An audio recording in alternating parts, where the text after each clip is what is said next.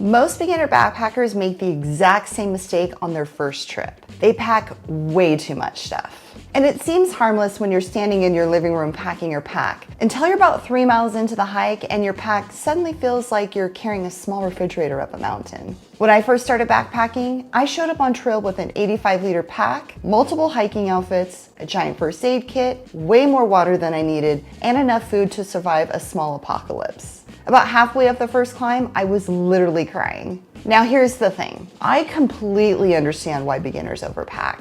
You're about to hike into the wilderness, possibly all alone, and your brain starts whispering things like, what if I forget something? What if I run out of food? What if something goes wrong? So you throw in extra clothes, extra food, extra gear, and suddenly your pack weighs 35 pounds. Here's the truth. Most beginner backpackers are carrying a bunch of things they don't actually need. And all that extra weight adds up fast, making your first backpacking trip way harder than it needs to be. So in this video, I'm gonna walk you through 10 things beginner backpackers almost always overpack and show you what to bring instead, so your first backpacking trip is lighter, easier, and way more fun. But before we get into the list, I want you to think about something for a second. How much do you think your pack should weigh on your first trip? Just take a guess. We're gonna come back to that in a little bit. If we haven't met yet, hi, I'm Kathleen, a food-motivated hiker, solo backpacker, backpacking coach for women, and the hungry hiker here on YouTube. One of the most common things I see beginner backpackers do is something we call packing our fears. And if you've ever done that, you're definitely not alone. Packing your fears just means you're trying to prepare for every possible scenario, which sounds smart until you realize you're carrying 10 pounds of what ifs. And really quick, before we jump in, if you're planning your first solo backpacking trip, I created a free guide called the First Solo Backpacking Trip Roadmap. This guide walks you through everything you need to confidently plan your first overnight backpacking trip, even if you've never done it before and you don't feel ready. Inside, you'll get a simple 5-step framework for planning your trip, along with gear essentials, backpacking food planning basics, safety basics for hiking alone, and how to handle fear when it shows up. It's basically the framework I wish I had when I first started backpacking. Short, actionable, beginner-friendly, and will help take the guesswork out of planning your first trip.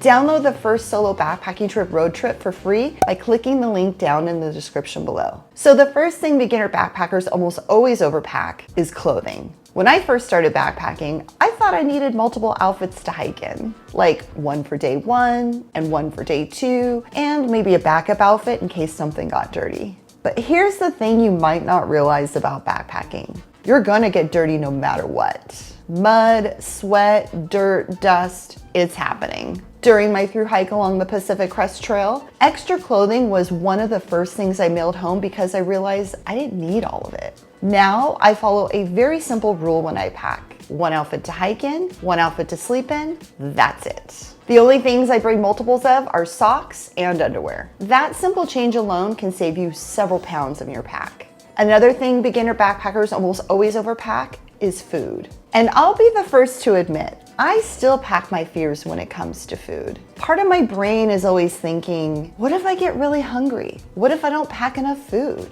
Beginners often bring way more food than they actually need. Sometimes even heavy things like canned food, which is honestly one of the worst things you can carry weight-wise. The better approach is to plan your meals ahead of time and bring just enough food for each day, plus maybe one small emergency meal or snack. Backpacking food is meant to be lightweight and calorie dense. Think of things like tortillas, nut butter, ramen, tuna or chicken packets, oatmeal, and trail mix. Consider carrying smaller, more packable items. So for example, instead of bringing a can of tuna, bring a tuna packet. Use tortillas instead of bread and dried fruit instead of fresh fruit. Also, removing as much extra bulky original packaging as you can and repackage your food in smaller, more packable containers like Ziploc bags or reusable stasher bags. I promise you, your back will thank you. Now, the next mistake usually comes from a really good place. People want to be prepared, which means sometimes they pack giant first aid kits. When I first started backpacking, I went to REI and bought the largest first aid kit I could find because I thought, well, having more supplies must mean more safety, right? The problem was that thing was huge. And if I'm being honest, I didn't even know what half the stuff in it was for. It was bulky, it was heavy, and I never used most of it. Most backpackers only need a small, simple first aid kit with basics like blister care, pain relievers, bandages, a few medications, and something to stop bleeding like gauze and a lightweight tourniquet.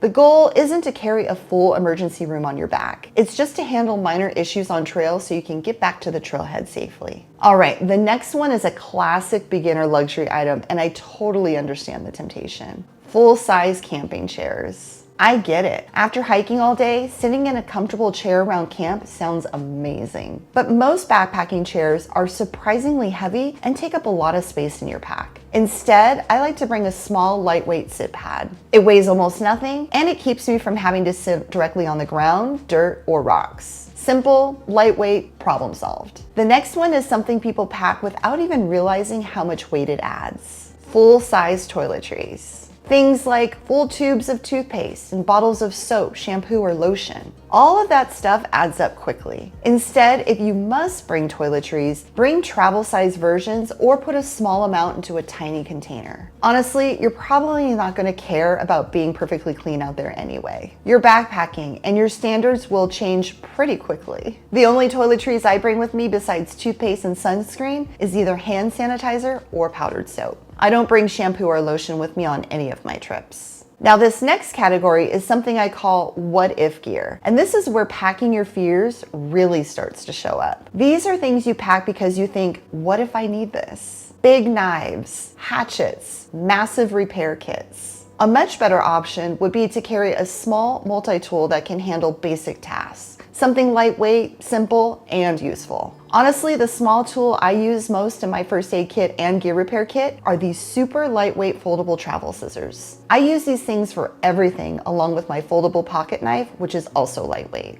And when it comes to electronics, some beginners will bring a phone, a tablet, a camera and batteries, and even a Kindle. Honestly, your phone can do almost everything like navigation, take photos and videos, store books and music, and even act as a flashlight. Keeping electronics simple will help you save both weight in your pack and battery stress. Just make sure to always place your phone in airplane mode at the start of your trip, along with putting it in low battery mode to help preserve your phone's battery. And if you're worried about needing to charge your electronics when you're out on trail, carry a lightweight power bank along with only the charging cords you'll need. Now, the next mistake surprises a lot of people because it sounds like a smart safety decision, but it can add a lot of unnecessary weight, and that's packing too much water. Water is heavy. 1 liter of water weighs 2.2 pounds. So if you're carrying 4 liters, that's almost 9 extra pounds you're carrying on your back. Beginners often bring way too much water because they're worried about running out. But the better strategy is to know where your water sources are ahead of time and always carry a water filter. Then you only need to bring enough water in order to get you to the next water source. Much lighter and much easier on your body. This next one can add some serious weight fast, and that's bringing a bulky cooking system. Some beginners show up to camp with huge cooking setups, big pots, multiple pots, sometimes even things like cast iron. But backpacking cooking is meant to be simple, like only needing boiling water to cook your food simple. Most people only need a small stove, 1 lightweight pot, a spoon or spork, a food koozie to rehydrate food in, and a food bag or hard-sided bear canister to store all of your food and smelly items in while you're at camp. That's it.